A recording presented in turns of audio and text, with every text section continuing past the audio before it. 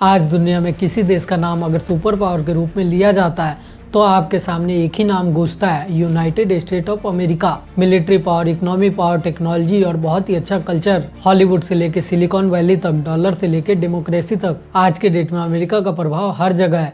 लेकिन क्या आप जानते हो, जो देश आज दुनिया की सबसे बड़ी ताकत है, वो देश कभी गरीब था, कमजोर था, कर्ज में डूब गया था, यहाँ तक कि टूटने के कगार पे खड़ा था। आज की कहानी उस नेशन की है जिसने जीरो से उठ के दुनिया को चलना सिखाया। आज के वीडियो में हम जानेंगे कैसे गरीबी से उठ के अमेरिका इतना पावरफुल बना और उसके बाद क्यों आज लोग इसे सुपर पावर कहते हैं। तो आप इस वीडियो को आखिरी तक जरूर देखना, ये वीडियो आपकी आंखें खोल के रख देगी। आज के वीडियो में हम समझेंगे कैसे एक कमजोर कॉलोनी का समूह दुनिया का सबसे ताकतवर देश बना। रेवोल्यूशन से लेके सिविल वार, इंडस्ट्रियल राइज, उसके बाद world war, cold war, nuclear power, उसके बाद ग्लोबल पॉलिटिक्स तक, सब कुछ आसान भाषा में समझने के लिए इस वीडियो को आप आखिरी तक जरूर देखना, क्योंकि ये कहानी आज आपका दिमाग हिला देगी और आपका आज के बाद दुनिया देखने का नजरिया बदल जाएगा।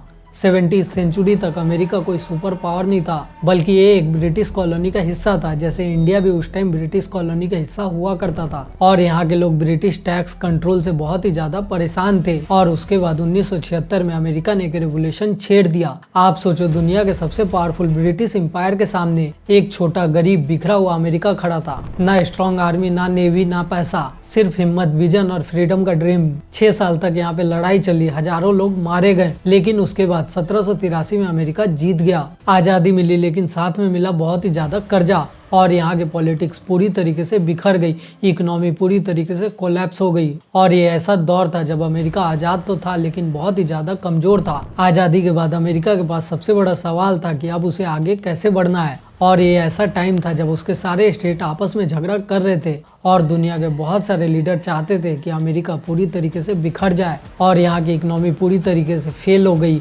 यहीं पे आते हैं अमेरिका के फाउंडिंग फादर और उन्होंने बनाया यूएस का कॉन्स्टिट्यूशन, फेडरल गवर्नमेंट का सिस्टम और चेक और बैलेंस का पूरा सिस्टम। और यही बाद में जाके अमेरिका के डेमोक्रेसी का स्ट्रॉन्ग बेस बन गया। लेकिन इसके बाद भी लड़ाई यहाँ खत्म नहीं हुई, बल्कि कहानी यहीं से शुरू होती है। अमेरिका का सबसे डरावना दौर शुरू होता है, यानी कि सिविल वार। और इसमें नॉर्थ और साउथ अमेरिका आपस में लड़ाई करना स्टार्ट करते हैं और यहीं से इंडस्ट्रियल अमेरिका और अमेरिका के स्लेवरी सिस्टम में लड़ाई होती है। 4 सालों तक खून, तबाही और मौत, 6 लाख से ज्यादा लोग यहाँ पे मारे गए। इसके बाद स्लेवरी को खत्म किया गया और पूरा नेशन बहुत ही ज्यादा एकजुट हुआ और अमेरिका बहुत ही ज्यादा स्ट्रांग बन गया। सिविल वार ने अमेरिका को बहुत ही ज्यादा दर्द दिया, लेकिन बाद में यही उनकी सबसे बड़ी सीख बनी।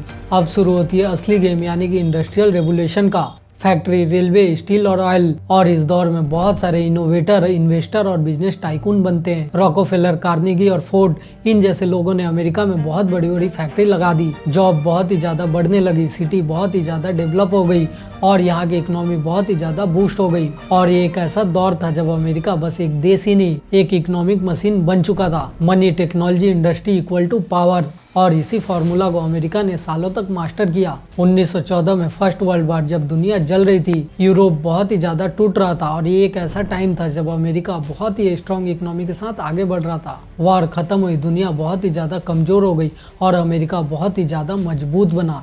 और अमेरिका का टर्निंग पॉइंट वर्ल्ड वार 2 में आया। यूरोप पूरी तरीके से बर्बाद हुआ, जापान गिर गया और रसिया बहुत ही ज्यादा थक गया। और उस टाइम एक देश सबसे ज्यादा रिच और बहुत ही ज्यादा स्टेबल था और उस कंट्री का नाम था अमेरिका। वॉर ने अमेरिका को दिया मिलिट्री पावर, इकोनॉमिक डोमिनेंस और ग्लोबल रिस्पेक्ट। और ऑफिशियली यूएसए उस टाइम दुनिया का सुपर पावर बना। और इसके बाद 1945 में हिरोशिमा और नागासाकी पे हमले हुए और ये सिर्फ अटैक नहीं था, बल्कि ये पावर मैसेज था। और इसके बाद किसी ने भी अमेरिका से डायरेक्ट टक्कर नहीं लिया। और इसके बाद शुरू हुआ कोल्ड वॉर, यानी कि अमेरिका वर्सेस सोवियत यूनियन। दोनों में स्पेस और आर्म्स का रेस होने लगा। Spy game, political control, dollar बन गया ग्लोबल करेंसी और अमेरिका की कंपनी बन गई ग्लोबल ब्रांड।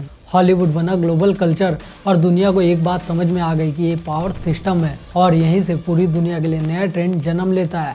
और पूरी दुनिया उस टाइम के बाद अमेरिका को फॉलो करने लगी। Computer, internet, Silicon Valley, Microsoft, Apple, Google और Facebook. World entertainment equal to Hollywood, world finance equal to Wall Street और वर्ल्ड की टेक्नोलॉजी मतलब अमेरिका।